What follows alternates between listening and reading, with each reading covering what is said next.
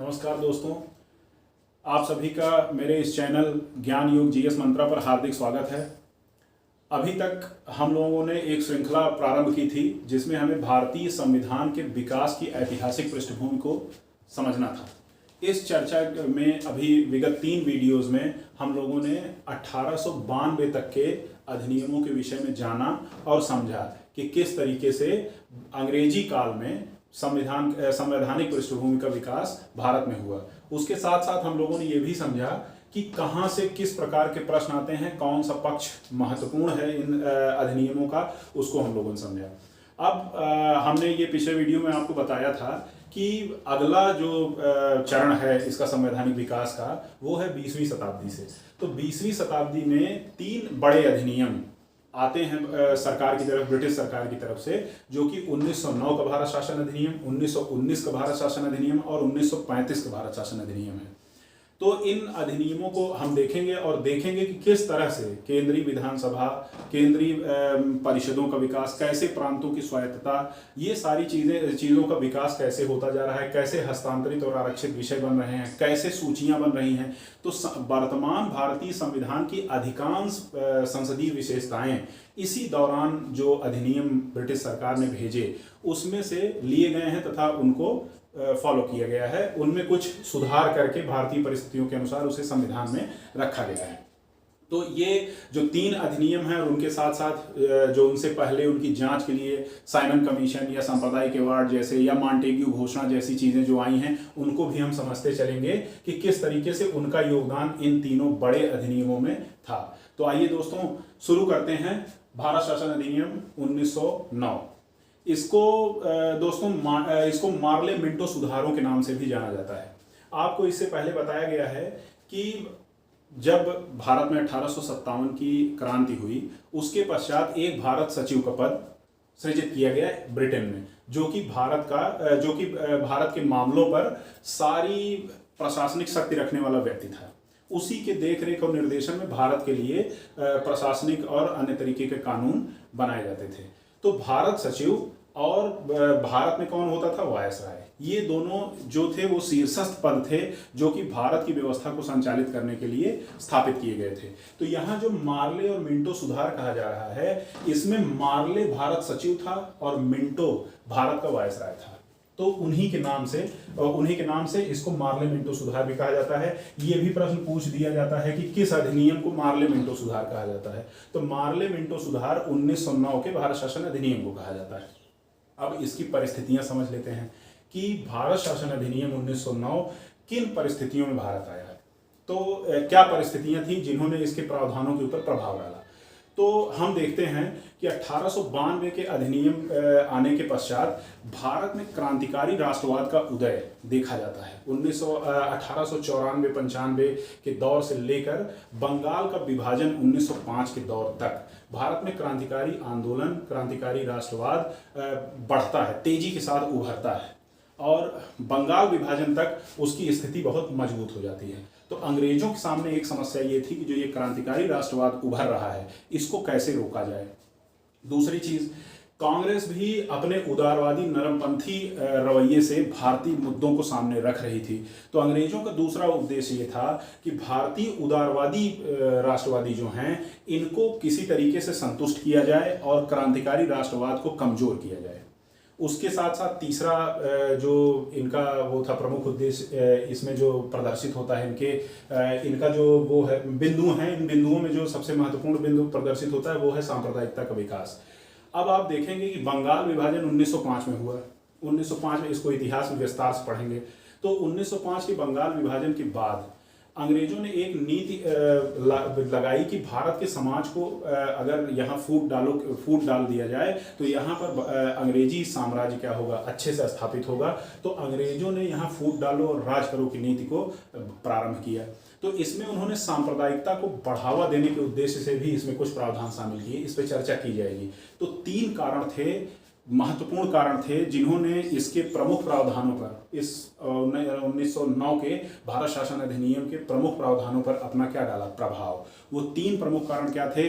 क्रांतिकारी राष्ट्रवाद के उदय को रोकना, कमजोर करना उनके आंदोलन को, नरमपंथी कांग्रेस की नीतियों को संतुष्ट करना, और साथ ही साथ भारतीय समाज में फूट डालकर उसको 2 भागों में बांटकर एक भाग से उसका लाभ लेना। तो इस प्रकार 1906 में आप देखेंगे कि 1906 में अंग्रेजों ने प्रोत्साहित करके मुस्लिम लीग की स्थापना करवाई। उसमें अंग्रेजों का क्या था? पूरी तरीके से प्रोत्साहन था कि जिससे मुस्लिम लीग की स्थापना हो जाए, और मुस्लिम लीग की मांगों को जल्दी जल्दी अंग्रेजों ने क्या किया? माना, जिससे उनकी राजनीतिक पृष्ठभूमि भारत में क्या हो जाए? मजबूत। तो ये 3 कारण थे जिसकी वजह से भारत शासन अधिनियम 1909 लाया गया, और उसके पश्चात मतलब इन तीनों कारणों का स्पष्ट प्रभाव आपके इसके बिंदुओं पर, इसके प्रावधानों पर दिखेगा 1909 के। तो पहला जो इम्पोर्टेंट तथ्य ये है कि मार्ले मिंटो सुधार जो है, इसको 1909 के भारत शासन अधिनियम कहा जाता है, क्योंकि उस समय मार्ले ब्रिटेन में भारत सचिव था और मिंटो भारत में वायसराय था, तो उन्हीं के नाम से मार्ले मिंटो सुधार का वो किया जाता है। इस भारत शासन अधिनियम 1909 के ऊपर अरुंडेल कमेटी का गठन किया गया 1906 में। अरुंडेल कमेटी की रिपोर्ट के आधार पर वो कमेटी गठित की गई थी बंगाल विभाजन के विषय पर जांच करने के लिए। तो बंगाल विभाजन किया गया था, तो उसके बाद जांच की जानी थी कि इसका क्या प्रभाव पड़ा है। तो उसकी जांच के लिए अरुंडेल कमेटी 1906 में बनी थी। उसके प्रावधान, उसकी रिपोर्ट के आधार पर उसके कुछ प्रावधानों को यहाँ क्या किया गया? एक्सेप्ट। तो अरुंडेल कमेटी 1906 का असर इस अधिनियम के ऊपर भी था। तो अरुंडेल कमेटी की रिपोर्ट के आधार पर 1909 का भारत शासन अधिनियम लाया गया था। इसका कारण हमने आपको बता दिया। इसका जो सबसे स्पष्ट प्रावधान था, हमने कहा फूट डालो और राज करो की नीति को इसमें समर्थन देना था। तो बड़ा प्रावधान क्या किया गया इसमें? मुस्लिमों के लिए अलग से एक पृथक निर्वाचन का एक सांप्रदायिक कार्ड खेला गया। अब कहा गया कि जो निर्वाचन होंगे उन निर्वाचनों में मुस्लिमों के लिए सीटें आरक्षित की जाएंगी, और उन सीटों पर केवल मुस्लिम लोग ही वोट करके या अपने प्रतिनिधियों का चयन करेंगे। तो इस प्रकार क्या किया गया? मुस्लिमों के लिए पृथक निर्वाचन की व्यवस्था की गई और सांप्रदायिकता के बीज बोए गए। मिंटो ने इसके बारे में स्पष्ट कहा था कि हम सांप के दांत बो रहे हैं और इसका परिणाम बहुत ही घातक होगा। तो इस तरीके से उन्होंने सांप्रदायिकता की एक वो शुरू की, प्रथा प्रारंभ की, जो आगे के अधिनियमों में आपको और आगे बढ़ती हुई दिखेगी। तो ये प्रश्न बहुत ही महत्वपूर्ण है कि भारत में पृथक निर्वाचन मुस्लिमों के लिए कब से प्रारंभ किया गया? 1909 के भारत शासन अधिनियम से। दूसरा महत्वपूर्ण फैक्ट इस भारत शासन अधिनियम का ये है। इसीलिए आप देखेंगे कि जो गवर्नर जनरल मिंटो है, गवर्नर जनरल या वायसराय मिंटो है, वायसराय मिंटो को भारत में सांप्रदायिकता के जनक भी कहा जाता है। तो यहाँ मुस्लिम पृथक आरक्षण दूर। अब अगली चीज क्या की गई इसमें केंद्रीय विधानसभा और प्रांतीय विधानसभाओं के आकार में वृद्धि की गई। कहा गया कि अब केंद्रीय विधानसभा में 69 सदस्य होंगे। कहा गया कि कम से कम 69 सदस्यों को रखा जाए केंद्रीय विधानसभा में। उसके बाद एक चीज आपको याद होगी, 1892 के अधिनियम में हमने आपको बताया था कि उसमें बजट पर बहस करने और प्रश्न पूछने का अधिकार दिया गया था। किसको? भारतीय सदस्यों को, कि जब बजट पेश होगा तो उस पर आप बहस कर सकते हैं, प्रश्न पूछ सकते हैं। लेकिन हमने कहा था अनुपूरक प्रश्न पूछने का अभी इनको अधिकार नहीं दिया गया था। 1909 के इस भारत शासन अधिनियम में इस विस्तार को आगे बढ़ाया गया कि अब आप प्रश्न पूछने के साथ साथ आप अनुपूरक प्रश्न भी पूछ सकते हैं। तो ये भी प्रश्न बहुत महत्वपूर्ण है कि कब अनुपूरक प्रश्न पूछने का अधिकार विधान परिषद में दिया गया। तो ये अनुपूरक प्रश्न पूछने का, बहस करने और प्रश्न पूछने का अधिकार 1892 के अधिनियम में दिया गया, और 1909 के अधिनियम में अनुपूरक प्रश्न पूछने का अधिकार दिया गया। अब कहा गया एक चीज और यहाँ ढील दी गई कि जो प्रांतीय स्तर की विधान परिषदें हैं, प्रांतीय स्तर की विधान परिषदों में कहा गया कि अगर यहाँ आप चाहें तो गैर सरकारी सदस्यों का बहुमत भी बना सकते हैं। अभी तक गैर सरकारी सदस्यों को शामिल करने की बात तो की गई थी, लेकिन उनका बहुमत बनाने की बात नहीं कही गई थी। लेकिन यहाँ कहा गया कि अगर ऐसी परिस्थितियां आती हैं तो प्रांतीय विधानसभाओं में या गैर सरकारी सदस्यों का बहुमत रखा जा सकता है। तो एक ढील यहाँ ये भी दी गई। इसके साथ साथ कहा गया कि कानून कानून बनाने में अब भारतीयों का सहयोग लिया जाएगा और भारतीयों को अब उच्च स्थानों पर सदस्य के रूप में बनाया जाएगा। तो भारत परिषद जो है वहाँ की, ब्रिटेन की, जिसमें भारत सचिव की जो परिषद है, उसमें कहा गया कि अब भारतीय सदस्यों को शामिल किया जाएगा। साथ ही साथ जो गवर्नर जनरल की कार्यकारी परिषद है उसमें भी भारतीयों को सम्मिलित किया जाएगा। तो ये 1909 का प्रावधान है। तो इसमें क्या होता है कि भारत सचिव की जो परिषद है इंग्लैंड में, उसमें 2 सदस्यों को प्रारंभिक रूप से शामिल किया गया। जो सदस्य थे केसी गुप्ता और हुसैन बिलग्रामी। नाम याद रखिएगा, पूछा जाता है कि वह भारत सचिव की परिषद में 2 प्रारंभिक सदस्य कौन थे। ये थे उनकी परिषद में केसी गुप्ता और हुसैन बिलग्रामी। तो ये दो लोग वहाँ शामिल किए गए। कहाँ? इंग्लैंड में भारत सचिव की परिषद में, जो कि भारत के विषय में निर्णय लिए जाने में इनकी सलाहकारी भूमिका रखी गई थी। उसके बाद कहा गया वायसराय की कार्यकारी परिषद में। तो वायसराय की कार्यकारी परिषद कौन सी थी? हमने अभी इसका प्रारंभ से ही स्रोत देख लिया जाए।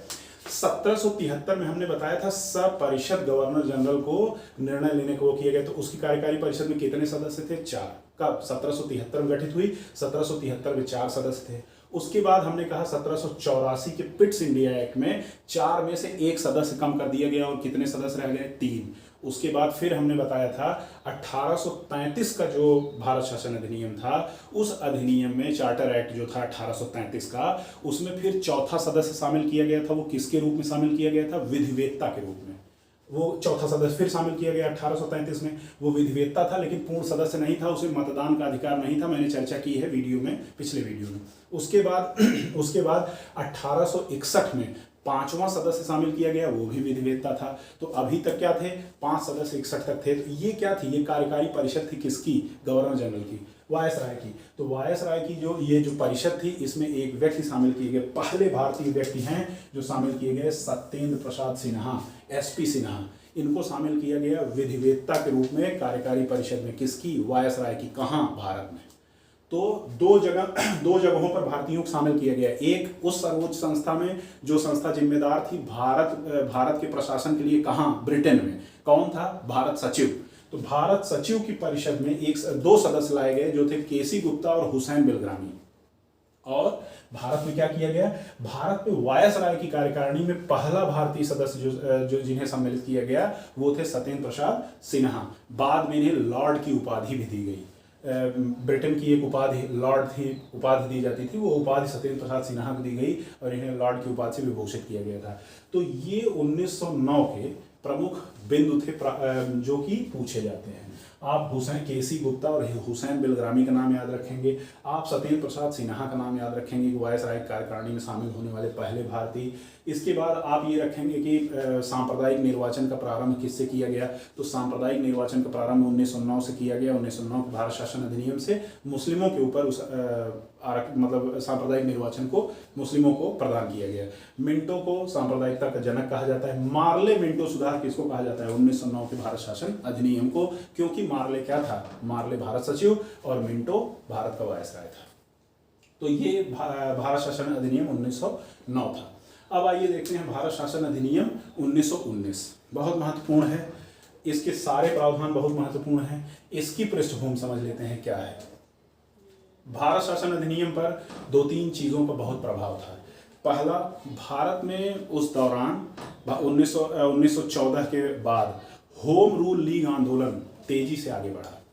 होम रूल लीग आंदोलन में स्वशासन की बात कही गई। इसके बारे में चर्चा इतिहास में की जाएगी। एनी बेसेंट और बाल गंगाधर तिलक इन होम रूल के बड़े 2 नेता थे। इनके विषय में चर्चा की जाएगी। होम रूल लीग के महत्व की चर्चा की जाएगी। यहाँ केवल इतना प्रासंगिक है कि इसको हम ये समझते हैं कि भारत में इन परिस्थितियों में होम रूल लीग का आंदोलन अपने चरम पे था, जिसकी वजह से स्वशासन की मांग तेजी से बढ़ी।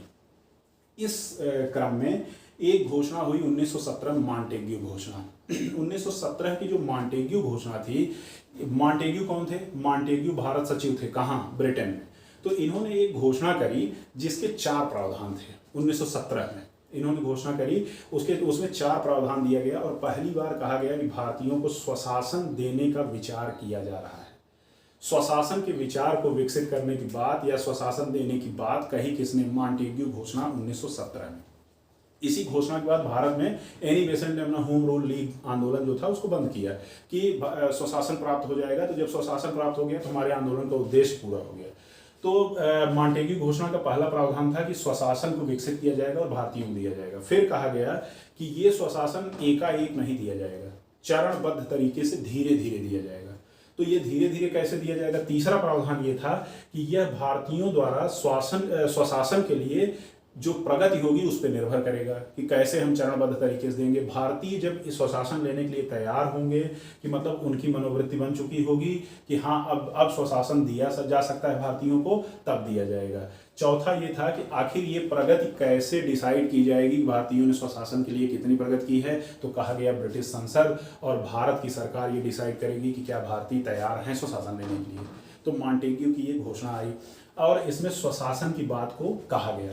तो मॉन्टेग्यू भारत सचिव थे। तो 1919 के भारत शासन अधिनियम पर मॉन्टेग्यू घोषणा का असर दिखता है, साथ ही साथ होम रूल लीग आंदोलन का असर दिखता है। और भारत में इस समय तक 1919 के अधिनियम तक गांधी जी का प्रवेश भारतीय आंदोलन में हो गया है और भारतीय जो जन मुद्दे थे वो अब परिप्रेक्ष्य में भारतीय उसमें जनमानस में फैलने लगे थे और एक तरीके से राष्ट्रवाद और अपने उभार पर था। तो ऐसे इस दौर में भारत शासन अधिनियम ये 1919 आया। इसमें कुछ उत्तरदायी शासन देने के लिए, उत्तरदायी शासन की व्यवस्था करने की बात कुछ सोची गई। और आइए देखते हैं इसके कौन कौन से प्रमुख प्रावधान हैं और जिनके बारे में प्रश्न बनते हैं और कहाँ कहाँ से इस प्रश्न को किस किस प्रावधानों से बनाया जाता है, इसके बारे में समझते हैं। तो सबसे पहले मॉन्टेग्यू चेम्सफोर्ड सुधार इसका नाम है। तो अब जैसे वहाँ मार्ले मिंटो सुधार था वैसे यहाँ मॉन्टेग्यू चेम्सफोर्ड। अब मॉन्टेग्यू कौन है? भारत सचिव। कहाँ है? ब्रिटेन का। ब्रिटेन का भारत सचिव है जिसके नेतृत्व में वो कौन है? मंत्रिमंडल का सदस्य है, ब्रिटिश संसद का सदस्य है, मंत्रिमंडल का सदस्य है वो। तो मॉन्टेग्यू कौन है? भारत सचिव। और चेम्सफोर्ड कौन है? भारत का वायसराय। तो इसको मॉन्टेग्यू चेम्सफोर्ड सुधार भी कहा जाता है। प्रश्न हमेशा पूछा जाता है मॉन्टेग्यू चेम्सफोर्ड सुधार किस अधिनियम को कहा जाता है? 1919 के भारत शासन अधिनियम को क्या कहा जाता है? मॉन्टेग्यू चेम्सफोर्ड सुधार। उसके बाद 1917 की मॉन्टेग्यू घोषणा का इस पे असर है, होम रूल लीग आंदोलन का इस पे असर है। तो इसका जो पहला प्रावधान था वो बहुत ही महत्वपूर्ण प्रावधान है जिसपे ये कहा गया, हमने आपको कहा उत्तरदायी शासन देने की बात कही जाने लगी। मतलब अब थोड़ा सा केंद्र का जो नियंत्रण है उसको और कमजोर किया जाएगा। तो कहा क्या गया कि अब केंद्रीय तथा प्रांतीय विषयों को अलग किया गया। मतलब केंद्र के क्या विषय होंगे और प्रांत के क्या विषय होंगे ये अलग किया गया। इसको आप आधुनिक भारतीय संविधान के परिप्रेक्ष्य में देखेंगे तो हमारे संविधान में 3 प्रकार की सूचियां हैं: केंद्र सूची, राज्य सूची और समवर्ती सूची। केंद्र सूची के विषयों पर केंद्र सरकार नियम बनाती है, राज्य सूची के विषयों पर राज्य सरकार नियम बनाती है और समवर्ती सूची पर दोनों सरकारें नियम बना सकती हैं।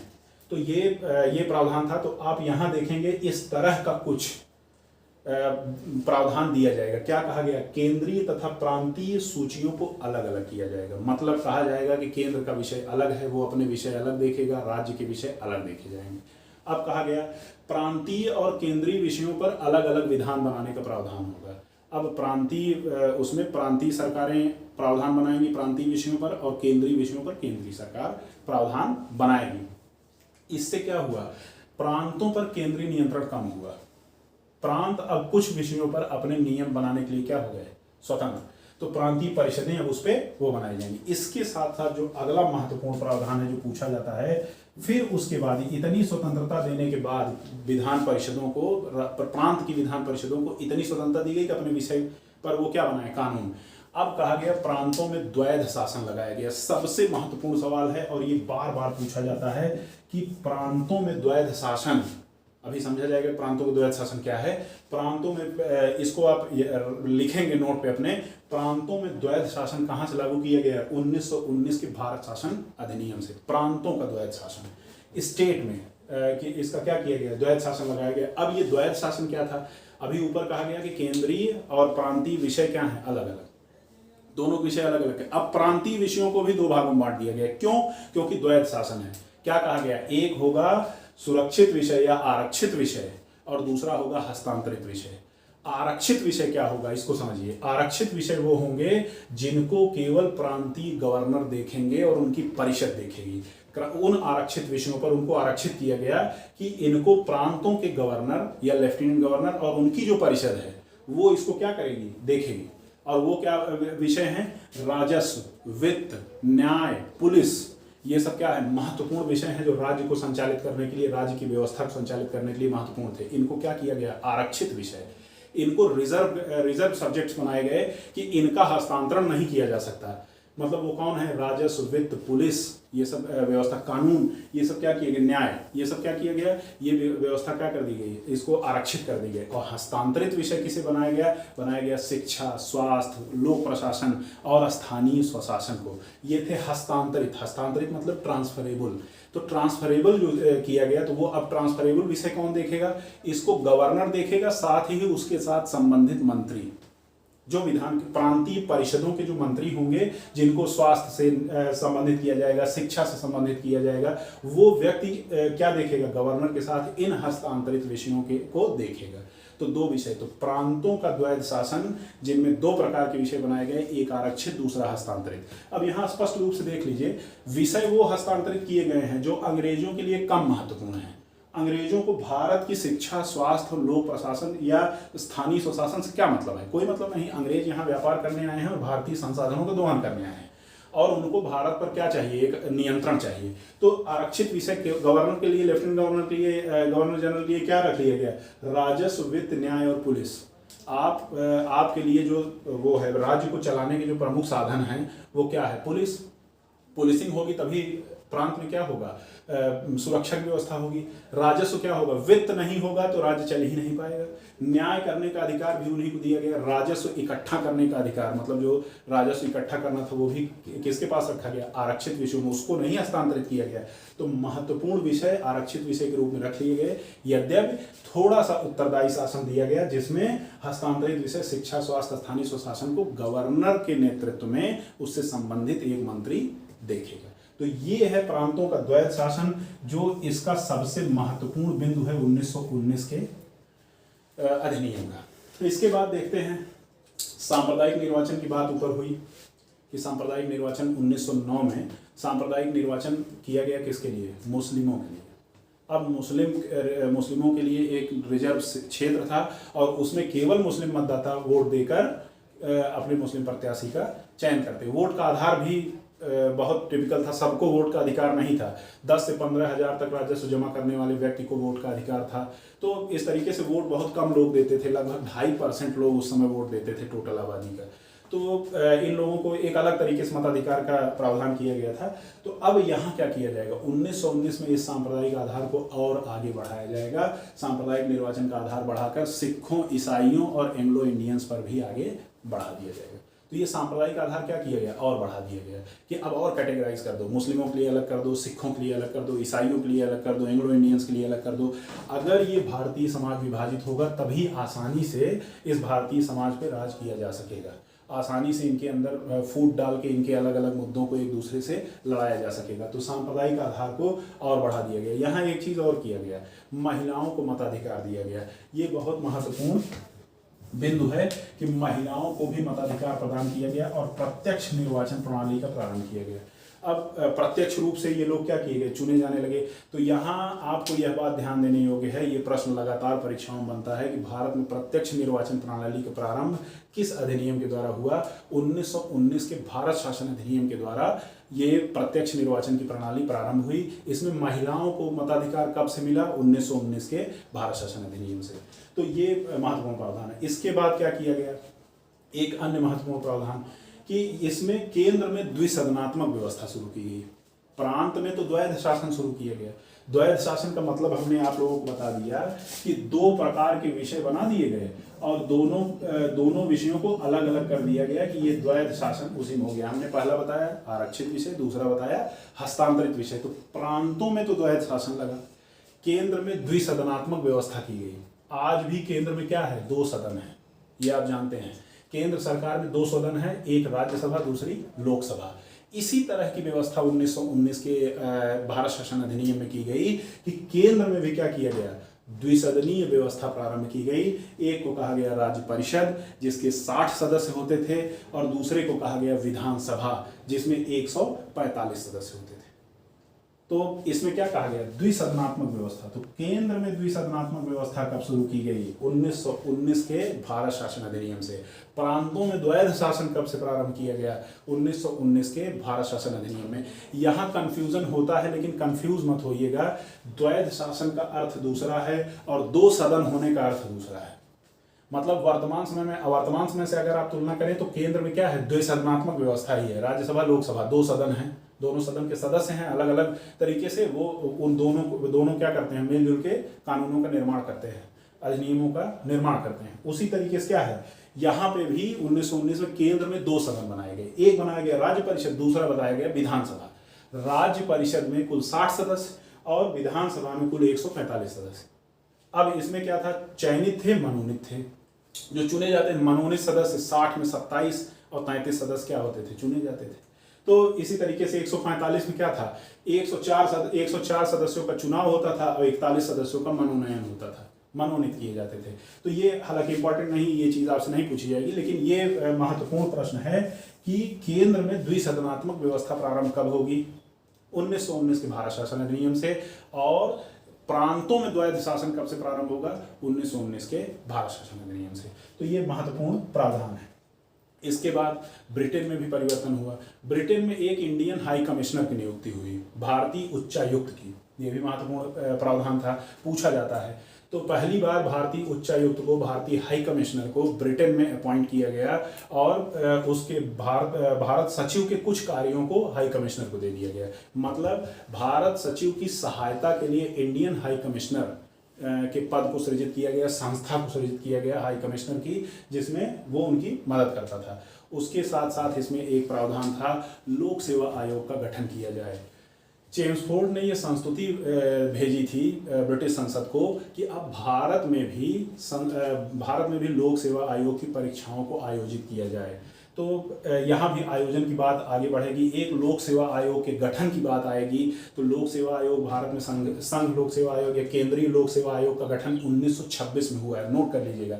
1926 में भारत में लोक सेवा आयोग का गठन किया गया। उसका प्रावधान 1919 के ही अधिनियम में शामिल था। इसके बाद भारत में पहली बार सिविल सर्विसेज की परीक्षा, ICS कहा जाता था, इंडियन सिविल सर्विसेज की पहली बार परीक्षा 1922 में इलाहाबाद में हुई। पूछा गया प्रश्न है ये कि भारत में पहली बार, नहीं तो ICS की परीक्षा कहाँ होती थी, लंदन में। तो ये चेम्सफोर्ड ने संस्तुति दी थी। तो अब भारत में भी पहली बार जो परीक्षा हुई 1922 में इलाहाबाद में हुई। तो ये प्रावधान भी लोक सेवा आयोग के प्रावधान भी इसमें आए थे कि एक लोक सेवा आयोग का गठन किया जाए। तो 1926 में लोक सेवा आयोग का गठन किया जाएगा भारत में। ये महत्वपूर्ण प्रावधान 1919 के भारत शासन अधिनियम से थे। अब इसके बाद जो सबसे महत्वपूर्ण प्रावधान है, जिसकी भारत के संविधान पर सर्वाधिक छाप है, वो है 1935 का भारत शासन अधिनियम। लेकिन उससे पहले हमें एक चीज पढ़ना बहुत आवश्यक है, वो है साइमन कमीशन। तो इससे आपको ये पता चल जाएगा कि 1935 के भारत शासन अधिनियम को पारित करने की क्या परिस्थितियां थी। तो सबसे पहले हम पढ़ेंगे साइमन कमीशन, जो कि 1927 में आया। 1919 में जो कानून आया, इसकी समीक्षा 10 साल बाद की जानी थी। तो मतलब कब होती, 1929 में। तो 1929 में ये समीक्षा की जाती और एक नया कानून ले आया जाता। लेकिन हुआ क्या, 1929 में ब्रिटेन में चुनाव होने वाले थे। तो उन चुनावों की वजह से इस कमीशन को 2 साल पहले 1927 में ही गठित कर दिया गया। और इसको किसके नेतृत्व में गठित किया गया, जॉन साइमन के नेतृत्व में। और इनका जो साइमन कमीशन आया, ये 7 सदस्यीय साइमन कमीशन था। प्रश्न पूछा जाता है साइमन कमीशन के कितने सदस्य थे, 7 सदस्य थे। और जो इसके अध्यक्ष थे, 7 सदस्यीय कमीशन के अध्यक्ष जॉन साइमन थे, जो कि लिबरल पार्टी के थे। ब्रिटेन की पार्टी थी लिबरल कंजर्वेटिव, ये सब पार्टीज थी। तो उसमें ये क्या थे, ये लिबरल पार्टी के थे। ये भी सब प्रश्न पूछा गया है कि किस पार्टी से संबंधित थे जॉन साइमन, लिबरल पार्टी से। लिबरल पार्टी संबंधित थे, साइमन कमीशन के अध्यक्ष थे। 7 सदस्यीय कमीशन था। और इसमें एक अन्य महत्वपूर्ण 6 अन्य सदस्य थे, लेकिन इनमें जो सर्वाधिक महत्वपूर्ण सदस्य थे वो लेबर पार्टी के क्लीमेंट एटली भी थे। आगे जब भारतीय स्वतंत्रता की बात आएगी तब क्लीमेंट एटली की चर्चा होगी। तो अभी से ये जानते रहिए कि क्लीमेंट एटली के पास ये अनुभव थे, वो साइमन कमीशन के सदस्य थे। किस पार्टी से थे? लेबर पार्टी से। पूछा गया सवाल था कि साइमन कमीशन में लेबर पार्टी का कौन सदस्य था? क्लीमेंट एटली सदस्य थे। इसको याद रखिएगा। 7 सदस्यीय आयोग था साइमन कमीशन। जॉन साइमन अध्यक्ष थे। किस पार्टी के थे? लिबरल पार्टी के। और उसके एक महत्वपूर्ण सदस्य कौन थे? क्लीमेंट एटली। वो किसके थे? लेबर पार्टी के थे। साइमन कमीशन भारत भेजा गया। 7 सदस्य इसके कौन थे? अंग्रेज थे। अब सोचिए, भारतीय परिस्थितियों में 1919 के भारत शासन अधिनियम के प्रभावों को समझने के लिए किसको भेजा गया? 7 अंग्रेज सदस्यों को, जिनका भारत के समाज से कोई विशेष सरोकार नहीं था। इसी चीज को लेकर भारत में साइमन कमीशन का व्यापक विरोध हुआ। तो साइमन कमीशन के विरोध का सबसे बड़ा कारण क्या था? साइमन कमीशन के विरोध का सबसे बड़ा कारण ये था कि जो ये कमीशन गठित किया गया उसके सारे सदस्य क्या थे? अंग्रेज थे। इसलिए भारत में साइमन कमीशन का व्यापक विरोध हुआ। इसको इतिहास में पढ़ेंगे कि किस प्रकार से कहाँ कहाँ विरोध हुआ, कैसे लाला लाजपत राय को लाठी लगी, कैसे क्रांतिकारी राष्ट्रवाद उभार पर आता है, ये सब इतिहास में चर्चा करेंगे। फिलहाल यहाँ ये देखते हैं कि साइमन कमीशन यहाँ आया। साइमन कमीशन ने 2 बार भारत की यात्रा की, 1928 और 1929 में। दोनों बार साइमन कमीशन का व्यापक विरोध किया गया। उसके बाद 1930 में साइमन कमीशन ने अपनी रिपोर्ट प्रस्तुत की। भारतीय समाज पर 1919 के अधिनियम के प्रभाव तथा उसके आगे आने वाले अधिनियमों पर कैसे डिसीजन लिए जाएं, कैसे निर्णय लिए जाएं, क्या प्रावधान डाले जाएं, इसके लिए उसने अपना रिपोर्ट प्रस्तुत की 1930 में। 1927 में साइमन कमीशन की स्थापना हुई। 1928 और 1929 में 2 बार साइमन कमीशन भारत आया। उसके 7 सदस्य थे। 7 सदस्यों में से जॉन साइमन अध्यक्ष थे और क्लीमेंट एटली लेबर पार्टी संबंधित थे और जॉन साइमन लिबरल से। 7 सदस्य अंग्रेज थे, इसलिए इस साइमन कमीशन का पूरी तरीके से विरोध हुआ। साइमन कमीशन ने 1930 में अपनी रिपोर्ट प्रस्तुत की और रिपोर्ट में इसने क्या दिया? इसने कहा कि भारत का एक संघीय संविधान बनाया जाए। उसने कहा कि जो एक संविधान का निर्माण किया जाए, भारत में शासन प्रशासन को चलाने के लिए एक संघीय संविधान का निर्माण किया जाए। प्रांतों में जो केंद्र में जो है उत्तरदायी पदों पर भारतीयों को न रखा जाए, क्योंकि वो उतने एक्सपीरियंस नहीं है तो केंद्र के उत्तरदायित्व को संभाल पाएंगे। उसके बाद उसने कहा कि जो प्रांतों में द्वैध शासन है उसमें प्रांतों के द्वैध शासन को बनाए रखा जाए। उससे मतलब कोई विशेष समस्या उसको नहीं थी कि प्रांतों के द्वैध शासन को बनाए रखा जाए। यद्यपि उसने कुछ चर्चा की कि प्रांतों में द्वैध शासन समाप्त करके और उत्तरदायी शासन दिया जाए, मतलब प्रांतों को स्वतंत्रता दे दी जाए। कुछ इस तरीके का भी उसने प्रावधान दिया था। उसके पश्चात उसने कहा था प्रांतीय विधानमंडल के सदस्यों की संख्या बढ़ाई जाए। जो प्रांतीय सभाएं थी, प्रांतीय विधानमंडल था, हमने आपको बताया हस्तांतरित और आरक्षित विषय थे। तो हस्तांतरित विषयों को समझने के लिए या हस्तांतरित विषयों को देखने के लिए क्या थी? परिषद थी, विधानमंडल था, जिसके सदस्य थे वो शिक्षा, स्वास्थ्य, लोक प्रशासन और इससे स्थानीय प्रशासन संबंधित लोग थे। उसने कहा कि इनकी सदस्यों की संख्या और बढ़ाई जाए और जो मताधिकार है, जो कि 2.5-3% तक मताधिकार होता था भारत में उस टाइम तक, उस मताधिकार को बढ़ा के 10 से 15% तक लोगों को दे दिया जाए। ये साइमन कमीशन को था। यद्यपि भारत में साइमन कमीशन का व्यापक रूप से विरोध हुआ, कांग्रेस ने इसको मानने से इनकार कर दिया। उसके बाद 1935 का जो अधिनियम, भारत शासन अधिनियम आया, यद्यपि उस पर साइमन कमीशन का व्यापक प्रभाव स्पष्ट रूप से देखा जा सकता है। तो इस तरह से हम यहाँ तक क्या चर्चा किए कि 1909 से लेकर 1927 तक साइमन कमीशन। अब हम क्या करेंगे? 1935 के भारत शासन अधिनियम के विषय में चर्चा करेंगे। तो अब हम लोग शुरू करते हैं भारत शासन अधिनियम 1935।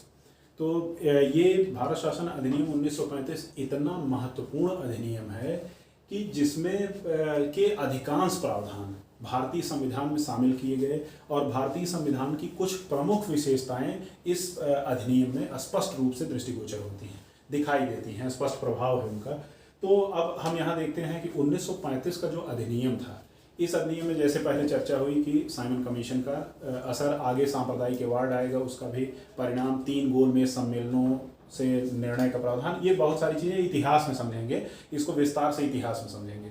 तो ये जो भारत शासन अधिनियम 1935 था, ये भारतीय जो अधिनियम का इतिहास है इसमें ये अंतिम अधिनियम था और ये सबसे विस्तृत और सबसे बड़ा था। तो इस अधिनियम में व्यापक रूप से 14 भाग, 10 अनुसूचियां और 321 अनुच्छेद थे। ये पूरा विस्तृत अधिनियम था, काफी बड़ा था, और ये अधिनियमों की श्रृंखला में अंतिम अधिनियम था। इसमें भी कुछ बड़े प्रावधान किए गए जो परीक्षा के दृष्टिकोण से अत्यंत महत्वपूर्ण हैं। तो इसमें सबसे पहली बात क्या थी कि इसमें एक अखिल भारतीय संघ के गठन की बात की गई। कहा गया एक अखिल भारतीय संघ बनाया जाएगा जिसमें क्या होगा, ब्रिटिश प्रांत होंगे। तत्कालीन समय में 11 ब्रिटिश प्रांत थे, और उसके बाद 6 चीफ कमिश्नरियां और जितने देसी रियासतें थी उन सबको शामिल करके एक अखिल भारतीय संघ का निर्माण किया जाएगा। ये इस अनुच्छेद, ये इस अधिनियम की महत्वपूर्ण बातों में से एक था। लेकिन ये इसमें एक चीज कहा गया कि इस संघ में 11 ब्रिटिश प्रांतों को शामिल होना अनिवार्य है, लेकिन देसी रियासतों का इस संघ में शामिल होना स्वैच्छिक है। तो देसी रियासतें, अधिकांश देसी रियासतें इस संघ में शामिल होने से उन्होंने मना कर दिया, जिसकी वजह से ये अखिल भारतीय संघ कभी बन ही नहीं पाया। उसके बाद दूसरा जो महत्वपूर्ण प्रावधान था, हमने पढ़ा 1919 के प्रावधान में प्रांतों में द्वैध शासन की स्थापना की गई थी। अब यहाँ क्या कर दिया जाएगा, हमने आपको बताया साइमन कमीशन ने प्रांतों के द्वैध शासन पे कुछ नहीं कहा था, बल्कि और उत्तरदायी शासन की ओर बढ़ने की बात साइमन कमीशन ने कही थी। तो यहाँ क्या किया गया कि प्रांतों का द्वैध शासन समाप्त कर दिया गया। कहा गया अब प्रांत क्या होंगे, स्वायत्त होंगे। अब प्रांतों में चुनाव होंगे, उन चुनावों के परिणाम स्वरूप बनी हुई सरकार और उसके मंत्रियों के द्वारा वहां का प्रशासन और शासन चलाया जाएगा। प्रांतों की स्वायत्तता घोषित कर दी गई 1935 में, और कहा गया कि अब क्या होगा, गवर्नर, जो प्रांतों के जो गवर्नर होंगे वो प्रांतों के मंत्रियों और मंत्रिमंडलों के शामिल सदस्यों की सलाह से ही क्या करेंगे, कार्य। तो आज क्या है, आज भी हम विधानसभा के चुनाव में चयनित जो मंत्रिमंडल होता है उसके आधार पे गवर्नर क्या करता है, शासन। तो एक चीज यहाँ आप देखेंगे कि प्रांतों को द्वैध शासन से मुक्त किया गया और कहा गया कि अब प्रांत क्या है, स्वतंत्र है। अब यही क्या किया गया, केंद्र में द्वैध शासन लगा दिया गया। अब देखिए उत्तरदायी शासन की तरफ हम धीरे धीरे आगे बढ़ रहे हैं। प्रांतों को स्वायत्तता मिल गई, इसी के आधार पर 1937 में चुनाव होगा, आगे ये बात बढ़ेगी। यद्यपि ये प्रांतीय स्वायत्तता 1939 में समाप्त हो जाती है, उसका कारण हम लोग पढ़ेंगे, ये भी विस्तार से इतिहास में पढ़ेंगे। 1937 में चुनाव होते हैं और उन चुनावों के पश्चात सरकारें बनती हैं। सरकारें बनती हैं जिनमें अधिकांश प्रांतों में कांग्रेस की सरकारें बनती हैं, कुछ जगहों पर मुस्लिम लीग की संयुक्त सरकार बनती है। तो ये जो सरकार हैं, ये सरकारों ने कुछ लोग हितकारी कार्य भी किए, लेकिन 1939 में सरकारों ने अपने पद से इस्तीफा, कांग्रेस सरकारों ने अपने पद से इस्तीफा दे दिया, क्योंकि भारत को द्वितीय विश्व युद्ध में बिना भारत के लोगों की सलाह लिए शामिल कर लिया गया था। उसी के विरोध में इन लोगों ने इस्तीफा दे दिया। तो मतलब ये प्रांतीय द्वैध शासन जो समाप्त करके एक उत्तरदायी शासन और स्वतंत्र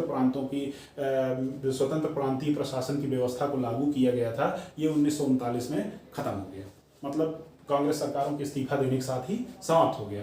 तो ये प्रांतों में द्वैध शासन समाप्त। तो ये प्रश्न लगातार पूछा जाता है कि अखिल भारतीय संघ की स्थापना कहाँ की गई, किस अधिनियम में की गई, 1935 के अधिनियम में। अधिनियमों के इतिहास में सबसे विस्तृत अधिनियम जिसका भारतीय संविधान पर असर पड़ा, 1935 का अधिनियम।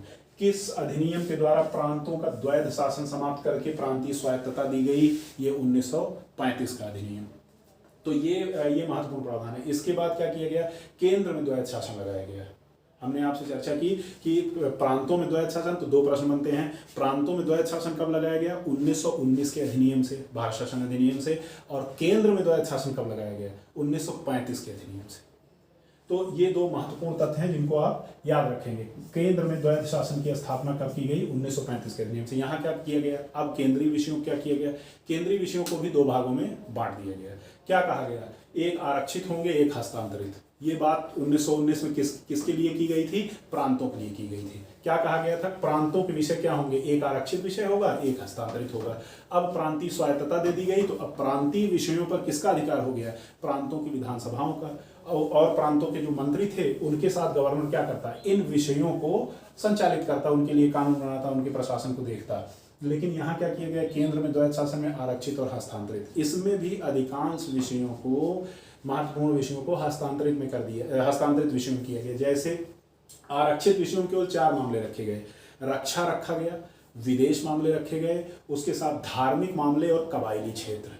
ये 4 मामले जो थे ये आरक्षित विषय थे, जिनको क्या करता, गवर्नर जनरल अपनी कार्यकारिणी के साथ देखता। लेकिन उसके बाद हस्तांतरित विषयों में क्या दे दिया गया, मुद्रा, डाक तार, रेल इत्यादि जितने विषय थे, इन चारों के अतिरिक्त जितने विषय थे उनको क्या कर दिया गया, दे दिया गया हस्तांतरित विषय के रूप में। इसको कैसे संचालित होता, गवर्नर जनरल संचालित के नेतृत्व में उससे संबंधित मंत्री, जो कि केंद्र में द्विसदनीय व्यवस्था लगाई गई है। 1919 के बारे में हम अगर पीछे जाएं तो देखेंगे कि 1919 में क्या किया गया, द्विसदनीय व्यवस्था लागू की गई। किसके ऊपर, केंद्र के ऊपर। तो वो द्विसदनीय व्यवस्था से संबंधित जो सदस्य होंगे और इस विषय से संबंधित जो व्यक्ति होंगे उनको गवर्नर जनरल के नेतृत्व में हस्तांतरित विषयों पर काम करना होगा। तो यहाँ केंद्र में द्वैध शासन लगाया गया। 1935 में 2 विषय बांटे गए, आरक्षित और हस्तांतरित।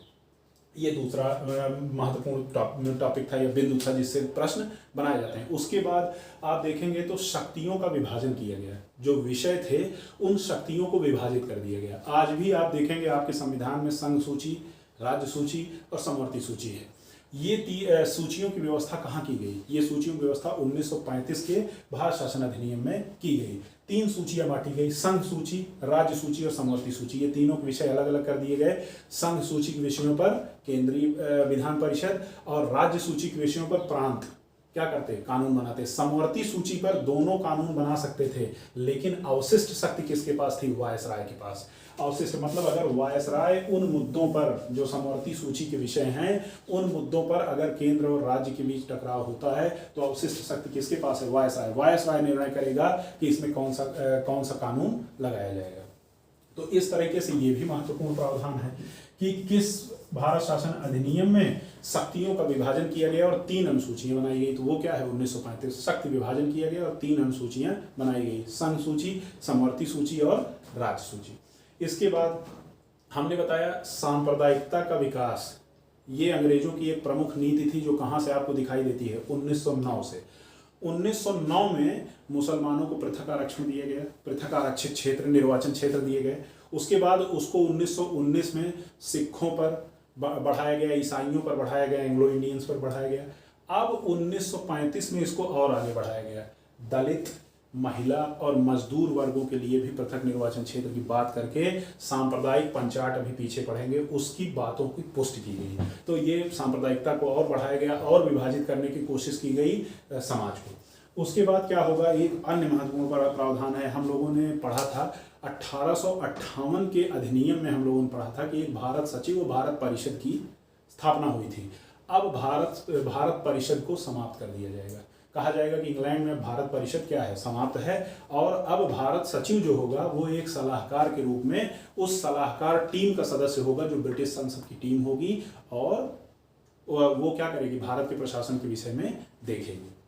तो भारत परिषद का अंत, ये भी बहुत महत्वपूर्ण पॉइंट है कि भारत परिषद का अंत किस अधिनियम के द्वारा किया गया, 1935 के अधिनियम के द्वारा। इसके बाद अन्य प्रावधानों में एक केंद्रीय रिजर्व बैंक की स्थापना की बात की गई कि एक रिजर्व बैंक की स्थापना की जाएगी, जिसकी स्थापना आप जानते हैं कि रिजर्व बैंक की स्थापना 1 अप्रैल 1935 को की गई। उसके बाद कहा गया एक केंद्रीय संघीय न्यायालय होगा। आज का जो सुप्रीम कोर्ट है ये 1935 के अधिनियम के द्वारा स्थापित किया गया है। जो आज का सुप्रीम कोर्ट है ये इस अधिनियम के अनुसार 1937 में क्या किया गया, स्थापित किया गया। 1937 में यह स्थापित किया गया और उस समय इसमें क्या थे, 6 जस्टिस और 1 चीफ जस्टिस की व्यवस्था की गई। इन 7 लोगों को कौन चुनता था, ब्रिटिश सम्राट। और इसमें अगर पहली सुप्रीम कोर्ट की चर्चा की जाए तो इसके चीफ जस्टिस थे मॉरिस गुएयर। ये फैक्ट आपको याद रखना है कि जो पहले चीफ जस्टिस थे हमारे संघीय न्यायालय के, वो कौन थे, मॉरिस गुएयर थे। और जो पहले 6 जस्टिस की कमेटी थी उसमें 2 भारतीय भी थे, और वो 2 भारतीय थे M.R. जैकब और M.S. सुल्तान। ये 2 लोग क्या थे, पहले संघीय न्यायालय का जो गठन हुआ तो उसमें यहाँ एक चीज का कंफ्यूजन आप लोगों को नहीं होना चाहिए। जब कहा जाए कि कलकत्ता में एक सुप्रीम कोर्ट की स्थापना किस प्रावधान के द्वारा लाया गया, तो उसमें आप 1973 का रेगुलेटिंग एक्ट लगाएंगे, कलकत्ता की सुप्रीम कोर्ट। उसके विषय में पिछले वीडियो में आपसे व्यापक चर्चा की जा चुकी है। वहाँ के चीफ जस्टिस और 3 अन्य जस्टिस की चर्चा की जा चुकी है आपसे। उसके बाद जब संघीय न्यायालय मतलब दिल्ली के संघीय न्यायालय की बात होगी तो वो 1935 का है कि भारत में एक संघीय न्यायालय की स्थापना 1935 के भारत शासन अधिनियम से की गई, जो 1937 में स्थापित किया गया। मॉरिस गुएयर उसके पहले चीफ जस्टिस और पहले 6 सदस्यों में 6 न्यायाधीशों में 2 भारतीय एम.आर. जैकब और एम.एस. सुल्तान थे। तो इस तरीके से भारतीय जो प्रशासन, ये भारतीय संविधान का जो की पृष्ठभूमि है, उसमें ये सबसे व्यापक और अंतिम ये प्रावधान है। और हम जब भारतीय संविधान की शुरुआत करेंगे और भारतीय संविधान के स्रोत के विषय में पढ़ेंगे तो उसमें हम देखेंगे कि इस भारत शासन अधिनियम 1935 का सबसे बड़ा हिस्सा भारतीय संविधान में शामिल किया गया है, जिसमें बहुत सारे प्रावधान आपको यहाँ दिख रहे हैं कि प्रांतीय स्वतंत्रता आपको दिख रही है, 3 सूचियाँ दिख रही हैं आपको, इसमें दिखाई दे रहा है। तो इसके बहुत सारे प्रावधान, क्योंकि बहुत विस्तृत था, 14 भाग 10 अनुसूची और 321 अनुच्छेद थे, इसमें से अधिकांश भारतीय संविधान में शामिल किए गए। तो इस प्रकार से आज के वीडियो में हम लोगों ने ये देखा कि 1773 के रेगुलेटिंग एक्ट से लेकर 1935 के भारत शासन अधिनियम तक कैसे भारतीय संविधान की पृष्ठभूमि तैयार हुई, जिस पर आगे हम लोगों ने एक व्यापक चर्चा और बहस के बाद भारतीय विशेषताओं को सम्मिलित करते हुए भारत का एक संविधान निर्मित किया, जिससे हमारा देश चल रहा है। आप सभी से एक निवेदन है कि हमारे वीडियो से अगर आपको सहायता मिली हो तो आप सभी हमारे वीडियो को जरूर सब्सक्राइब करें, उस पर कमेंट करें और अपने दोस्तों के साथ उसे शेयर करें, जिससे अन्य लोगों को भी लाभ प्राप्त हो सके। धन्यवाद।